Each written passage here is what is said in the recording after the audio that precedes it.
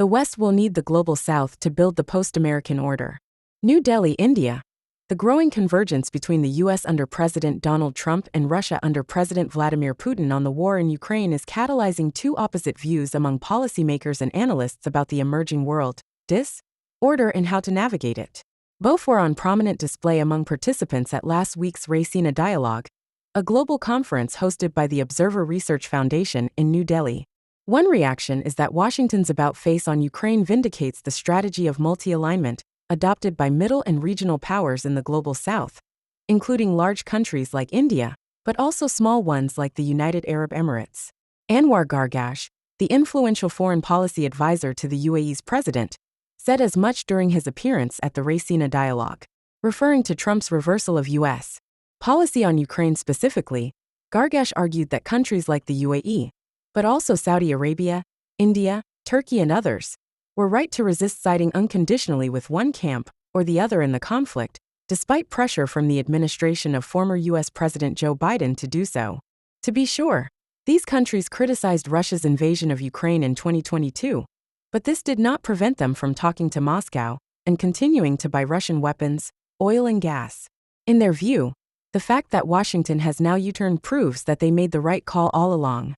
In fact, they argue, now that Washington is pursuing direct talks with Moscow over the war, as well as the broader U.S.-Russia relationship, it's no surprise that these negotiations are being hosted by Saudi Arabia, rather than by aligned countries in Europe or East Asia.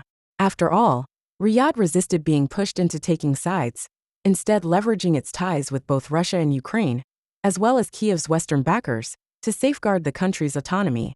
As a result, it is now perceived as neutral ground and an honest broker in the talks. Countries like these in the so-called Power South now feel vindicated in their belief that hedging, pursuing strategic autonomy, rejecting permanent alliances, and engaging in transactional cooperation is the best way to secure their national interests. A second approach suggests that, to the contrary, the shift in U.S. foreign policy more broadly under Trump invalidates multi-alignment as a strategy. Speaking at the Raisina gathering, Norwegian Foreign Minister Espen Barth compellingly argued that a country can only be multi-aligned in a world in which there are alignments. But what is happening now suggests that alignments will soon be a thing of the past.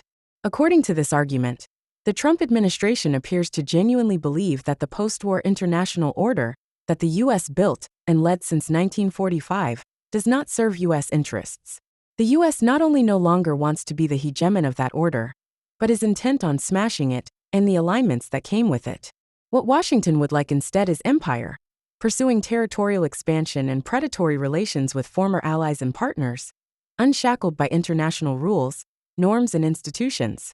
The Trump administration seems fine with the idea that other major powers, particularly China and Russia, may also have their spheres of influence, so long as the U.S. remains first among imperial equals. Whether or not the U.S.-led liberal international order actually promoted or hindered U.S. interests is beside the point, as is whether the pursuit of empire will become a reality or remain an aspiration. To the extent that Trump believes the former order did not advance U.S. interests, that order, which was already being threatened externally, is unlikely to survive its creator's death blow from within. And the end of that order will also mean the end of alignments altogether. This raises the question of how other countries should react. In particular, where does this leave the rest of the West, as well as the global rest? The rest of the West is scrambling to regroup, rearm, and reduce its dangerous dependencies. The challenge is massive, materially but above all psychologically. Europe is on the front line of this challenge, squeezed by Russia's threat and the United States' betrayal. But Canada, Japan, South Korea, Australia, Mexico and others won't fare much better. The fact that the Canadians, Japanese and South Koreans are participating in the coalition of the willing, preparing to secure any eventual peace deal in Ukraine points to the unifying effect that Trump is having on the rest of the West. And there is no doubt that if they collectively get their act together, the rest of the West would be no pushover, as it still includes among the richest countries in the world. But it would be a major mistake for this group to seek to act alone.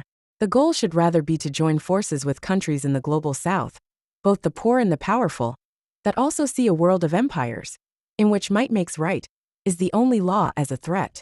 The norms of a future world order they aspire to and could agree on may not be as thick and intrusive as those of the liberal international order.